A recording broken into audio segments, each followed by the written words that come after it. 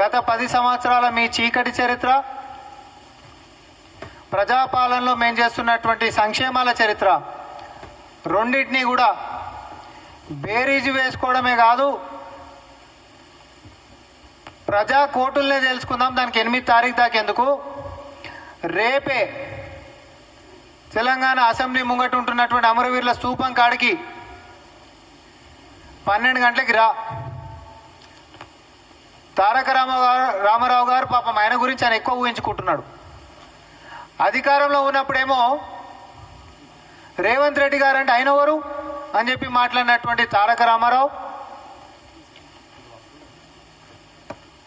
ఈరోజు ముఖ్యమంత్రి గారి పక్కన ఆయన యొక్క వ్యవహారం రావాలని చెప్పి తాతాలాడుతున్నటువంటి పరిస్థితి చూస్తే, అహంకారంతో ఎవరు అనేటటువంటి నీ యొక్క అహంకారాన్ని దింపి వెనుకబడి ఆయన పేరు పక్కన రావాలనేటటువంటి పాకులాడేటటువంటిగా చేసినటువంటి ఆయన పేరు ముఖ్యమంత్రి రేవంత్ రెడ్డి గారు. ప్రజల్లో నుంచి వచ్చినటువంటి వ్యక్తి, సొంత శక్తితో ఎదిగినటువంటి వ్యక్తి. నిన్ను కాదు మీ నాయననే తొక్కి ఈరోజు అధికారంలోకి వచ్చినటువంటి వ్యక్తి. ప్రతిపక్షంలోకి పోయినా కేటీఆర్ బుద్ధి అయితే మాడతలేదు, అహంకారం అంతకంటే దిగుతలేదు. రైతుల వ్యవహారం ఏం గొప్పకుందని చెప్పి చెప్తామని చెప్పి తయారవుతున్నావు. ఒరేసే ఉరన్నందుక, లేకపోతే బంగారు తెలంగాణ పల్లెంలో పెట్టి మిగులు బడ్జెట్ తోటి ఇస్తే 1,00,000 రూపాయలు రుణమాఫీ చేసుడు శాతగాని వాళ్ళు ఈరోజు వచ్చేసి రైతు సమస్యల మీద మాట్లాడతారంట.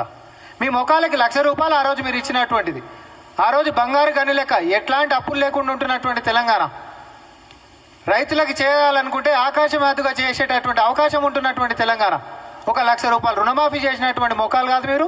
ఈరోజు రైతు సమస్యల మీద మాట్లాడతామంట. వరి కుప్పల మీద రైతులు చచ్చిపోతే పోయి పలకరించిన పాపన ఓడలేడు, మీరు రైతు సమస్యల గురించి మాట్లాడదామంట. 24 గంటల కరెంట్ వస్తలేదని చెప్పి రోడ్లు ఎక్కినటువంటి రైతుల సాక్షిగా ఆదిలాబాద్ నుంచి మొదలు పెట్టుకుంటే జోగులాంబ గద్వాల దాకా సబ్స్టేషన్ల కాడికి పోదాం, 24 గంటల కరెంటు లేదు అని చెప్పి పోతే లాగ్ బుక్లు ఎత్తుకపోయినటువంటి దొంగలు ఈరోజు రైతుల సంక్షేమాల గురించి మనం ఛాలెంజ్ అని చెప్పి మాట్లాడుతుండం. కొంచెమన్నా సిగ్గుపడాలి. ఇవన్నీ అంశాలు ఇట్లుంటే అధికారంలో 10 సంవత్సరాలు ఉంటే, ఈ 10 సంవత్సరాలు కూడా అధికారికంగా నీళ్లు నిధులు నియామకాలన్నీ మనం ఏదైతే ఉద్యమం నినాదం లెక్క తీసుకొని మనం కొట్లాడుకొని రాష్ట్రాన్ని సాధించుకున్నామో, అధికారికంగా మన నీటి వాటాని పక్క రాష్ట్రాలకి కొల్లగొట్టినటువంటి ఈ తెలంగాణ ద్రోహులు ఈరోజు సంక్షేమాల గురించి, తెలంగాణ సమస్యల గురించి మాట్లాడేటటువంటి అర్హత ఉన్నది మీకు, మీ సూరత్లకి. 2016లో పోయి ఎపెక్స్ కమిటీ కాడ పోయి మాట్లాడొచ్చిన వాళ్ళు ఎవరు, సంతకాలు పెట్టొచ్చిన వాళ్ళు ఎవరు? మీరు కాదా? కృష్ణా జలాల వాటాని అప్పనంగా ఆంధ్రాకి దోచిపెట్టిన వాళ్ళు ఎవరు? మీరు కాదా? లేకపోతే గోదావరిలో 3,000 టీఎంసీలు వృధాగా పోతున్నాయి, మీకు ఇష్టం వచ్చినట్టు కట్టుకోరని చెప్పి ఎస్ఆర్ఎస్పీలకించి మరి లిఫ్ట్ వేసుకొని నీళ్లు తోడుకొని పోరని చెప్పి మహారాష్ట్రని మిగిలిపోతున్నాయని చెప్పి బంకచెర్ల లాంటి ప్రాజెక్టులు కడుతుంటే మస్తు నీళ్లున్నాయి ఏం కాదని చెప్పినటువంటి మీ నాయనని అడుగు. నీకు అవగాహన లేనట్టుంది కేటీఆర్. నీ ముఖానికి సీఎం తోటి ఊహించుకుంటున్నావు, నీకంత సినిమా లేదు, నీకు సామ సరిపోతాడు. అవగాహన లేనటువంటి వాడు ఇరిగేషన్ మీద అని అంటే ఒకసారి తెలంగాణ సమాజానికి మనం చూపిద్దాం. ఈ సూరత్ నేను చూసినాం, ఒకసారి అందరు చూపెట్టండి.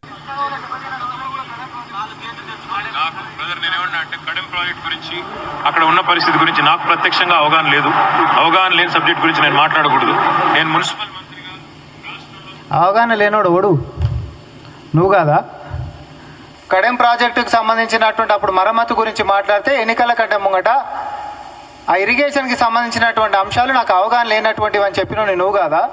ఈరోజు పక్కన ఏదో 1 గంట సేపు ట్యూషన్ చెప్పించుకొని వచ్చి ప్రెస్ మీట్లో మాట్లాడి రేవంత్ రెడ్డి గారిని విమర్శించుకుంటా మాకే అవగాహన లేదని మాట్లాడేటంత సీను సినిమా నీకు లేదు. పోయి మీ నాయనకు చెప్పు.